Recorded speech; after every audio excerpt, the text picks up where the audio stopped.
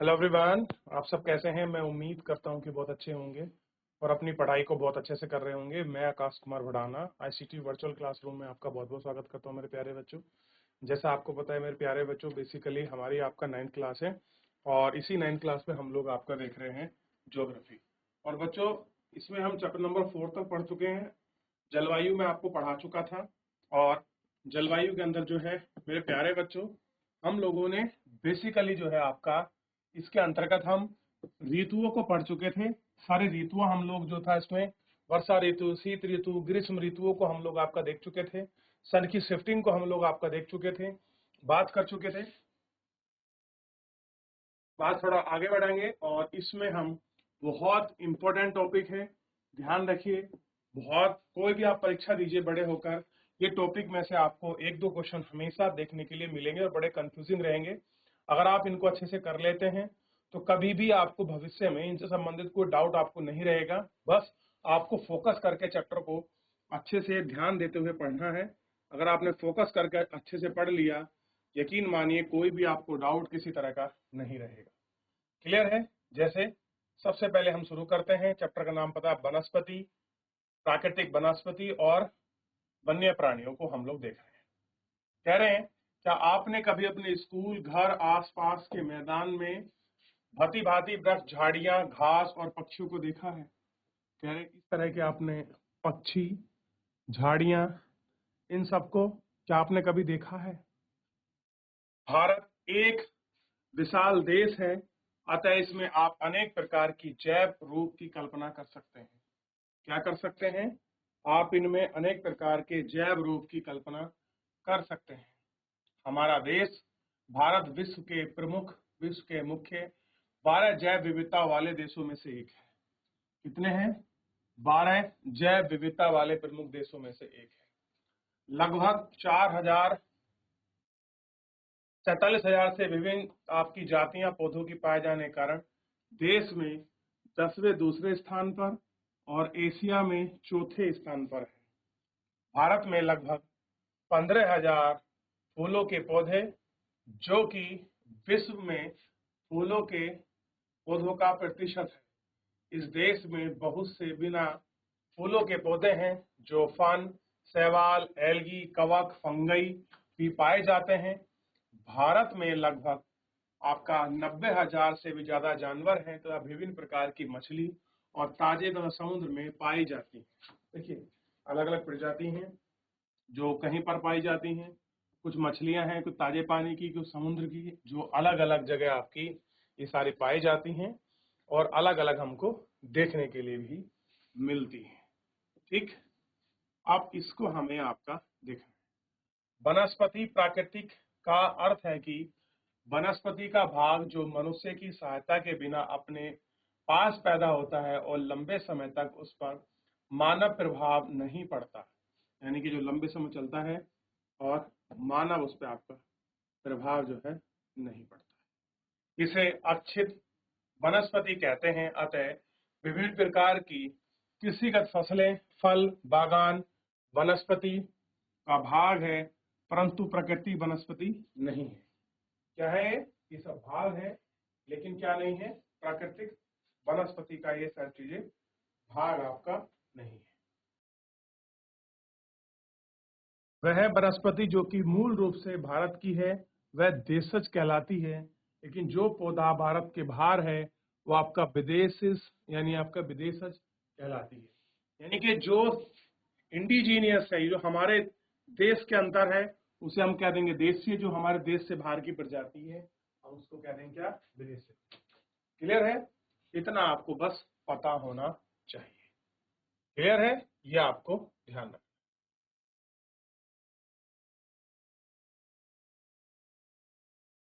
वनस्पति जात शब्द का अर्थ किसी विशेष क्षेत्र में किसी समय में पौधे की उत्पत्ति से है। कह रहे किसी विशेष क्षेत्र में किसी समय में पौधे की उत्पत्ति से है। इस प्राणी जगत के जानवरों के विषय में बतलाता है, और जो प्राणी जगत है और जो उसके जानवर हैं उनके विषय में ये सारी चीजों को हमें बतलाता है और ये सारी चीजें हमें आपका दिखाता है। बात करेंगे सबसे इंपॉर्टेंट वनस्पति के प्रकार। तो वनस्पति के प्रकारों को आगे बढ़ने से पहले एक बार थोड़ा सा आप अच्छे से देख लीजिए कितने प्रकार की वनस्पतियां पाई जाती हैं, क्या क्या चीजें हैं, आप इनको गौर कर कर देख सकते हैं, बात कर सकते हैं। देख लिया, चलिए आगे बढ़ जाते हैं और गौर करते हैं इन सब चीजों पर। देखिए,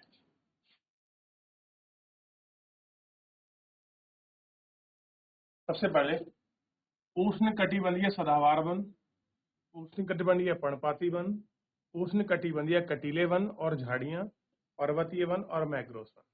तो ज्यादातर कंफ्यूजन जो होता है इन दोनों में होता है, क्योंकि एक है उष्णकटिबंधीय सदाबहार एवरग्रीन फॉरेस्ट, जो हमेशा हरे भरे रहते हैं, जो अपने पेड़ों की कभी पत्तियां नहीं गिराते। एक है जो उष्णकटिबंधीय तो हैं, लेकिन उनमें से किसी विशेष मौसम में अपने पौधों की, जो अपने पेड़ों की पत्तियां गिरा देते हैं, उनको हम क्या बोलते हैं? पर्णपाती वन। क्या कहते हैं? पर्णपाती वन हम उनको कहते हैं। क्लियर है? ये थोड़ा सा आपको इसमें देखना है और याद रखना है। देखिए, उष्णकटिबंधीय वर्षा वन, इसकी बात कर रहे हैं हम लोग, उष्णकटिबंधीय वर्षा वन की हम लोग बात कर रहे हैं। ये वन पश्चिमी घाटों में अधिक वर्षा वाले क्षेत्र, ध्यान दीजिए, उष्णकटिबंधीय सदाबहार वन या उष्णकटिबंधीय वर्षा वन एक ही बात है, ध्यान रखेंगे आप, ठीक है? तो पहली बात, कहां मिलते हैं? पश्चिमी घाट। पश्चिमी घाट मतलब ये भारत है, और ये वाला जो पार्ट है इसी को हम कहते हैं वेस्टर्न घाट, और ये वाला जो पार्ट है इसी को कहते हैं आपका पूर्वी घाट। तो कभी भी कंफ्यूज आपको नहीं होना है कि कौन सा घाट पूर्वी घाट है, कौन सा पश्चिमी घाट है। यहाँ और अच्छे से दिखाया गया है, ये जितना भी ग्रीन ग्रीन दिखाई दे रहा है, और पश्चिमी घाट का भी आपका जो पूर्वी भाग है ये, क्योंकि पश्चिमी तो ये हो गया वेस्टर्न वाला, पूर्वी ये हो जाएगा। देख लीजिए, ज्यादा बढ़िया है कि आप एक भारत का मैप बनाइए सबसे पहले, और इस तरीके से आप उसको फिल करते चलेंगे। चलिए मैप बनाए सभी बच्चे, एक बार एक बनाइए बच्चों। मैप बनाएंगे तो चीजें आसान हो जाएंगी और हम उनको और अच्छे से पढ़ पाएंगे। चलिए जल्दी जल्दी आप लोग मैप बनाएंगे तो हम उनको फिल करते चलेंगे। भाई कहाँ पर हमारे वर्षा वन है, कहाँ पर उष्णकटिबंधीय है, कहाँ पर पर्णपाती हैं, कहाँ पर मैंग्रोव जो है आपके वन पाए जाते हैं, उनको हम लोग आपका देख लेंगे। तो एक बार जल्दी से आप लोग स्केच बनाइए। चलिए बन गया। अब हम बात कर रहे थे वेस्टर्न घाट की।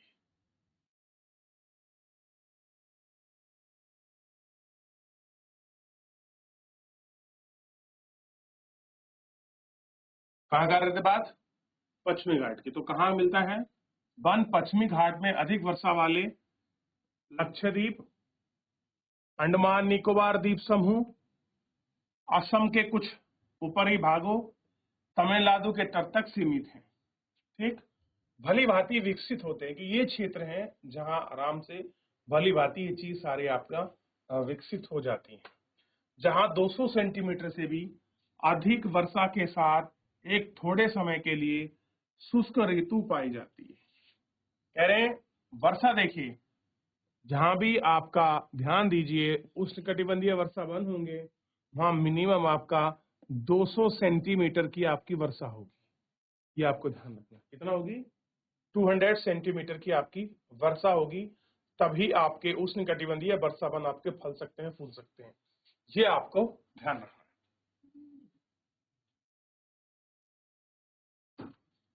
ठीक है? इन वनों में वृक्ष 60 मीटर या उससे अधिक ऊंचाई के पाए जाते हैं, यानी कि यहाँ के वनों में जो हाइट है वो अच्छी खासी आपको देखने के लिए मिल जाएगी, यानी कि 60 मीटर से भी अधिक ऊंचाई वाले मिलते हैं। और वर्ष भर क्या रहती है? आर्द्रता। आर्द्रता मतलब जानती है? ह्यूमिडिटी। जैसे आजकल का जो मौसम हो रखा है वो आपका कैसा है? आर्द्रता वाला है। आप देखें शरीर में आपको चिपचिपाहट महसूस होगी, आपका पसीना नहीं सूखेगा, आप कपड़े धूप में गिर दीजिए, आपके कपड़े जल्दी नहीं सूखेंगे। तो ये सब किसके कारण होता है?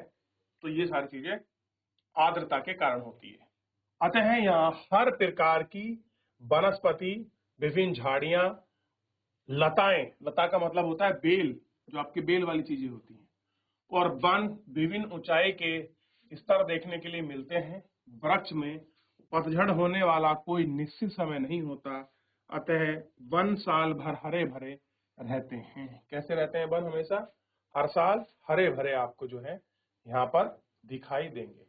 ये आप ध्यान रखिए, वन कैसे मिलेंगे? हमेशा हरे भरे आपको दिखाई देंगे। इन वनों में पाए जाने वाला व्यापारिक महत्व के कुछ वृक्ष अबुनास, मोहगनी, रोडबुज, सिकोना आदि हैं। कह रहे हैं यहाँ पर कौन कौन से वृक्ष मिलते हैं? अबुनास, इसी को क्या कहते हैं? अबुनी। मोहगनी मिलता है, रोडबुज मिलता है, रबड़ मिलता है और सिकोना। आप इन वृक्ष को देखिए, इनके पत्ते कैसे होते हैं? पहले वो तो चौड़े होते हैं और कैसे होते हैं? बहुत ग्रीन, बहुत डेंस होते हैं। और आपको स्पेशल इन्हें देखकर पता लग जाएगा कि जहां पर ये वृक्ष उग रहे हैं यहाँ पर कम से कम 200 सेंटीमीटर आपकी वर्षा होती है और ये सदाबहार वन है। तो एक बार सदाबहार वन की कंडीशन को या विशेषता को आप अच्छे से लिख सकते हैं कि यहाँ पर 200 सेंटीमीटर वर्षा होती है और यहाँ पर ये वृक्ष पाए जाते हैं, ताकि आपको याद करने के लिए पूछ लिया जाए कि सदाबहार वन में कौन से वृक्ष पाए जाते हैं। तो आप बिल्कुल भी कंफ्यूज ना हो, इन सारे वनों के नाम आप आसानी से लिख सकें। चलिए लिख दीजिए, फिर आगे बढ़े।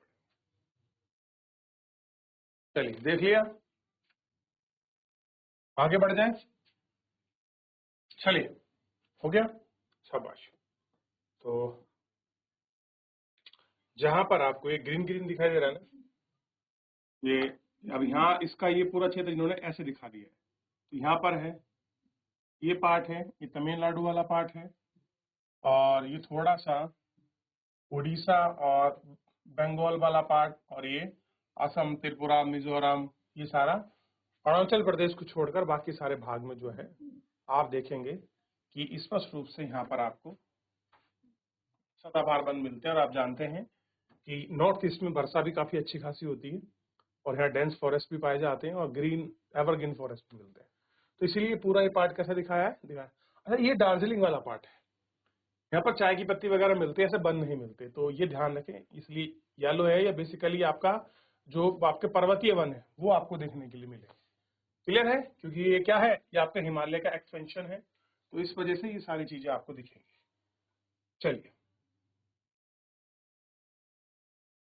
इन वनों में सामान्य रूप से पाए जाने वाले जानवर, आप देखिए सदाबहार वनों में कौन कौन से जानवर पाए जाते हैं? हाथी मिलता है, बंदर मिलता है, लेमूर मिलता है और आपका हिरण मिलता है। एक सींग वाला गैंडा असम और पश्चिमी बंगाल में दलदली क्षेत्रों में मिलता है।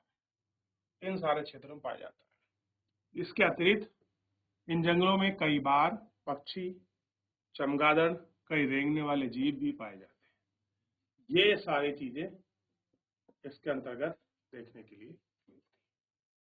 क्लियर है?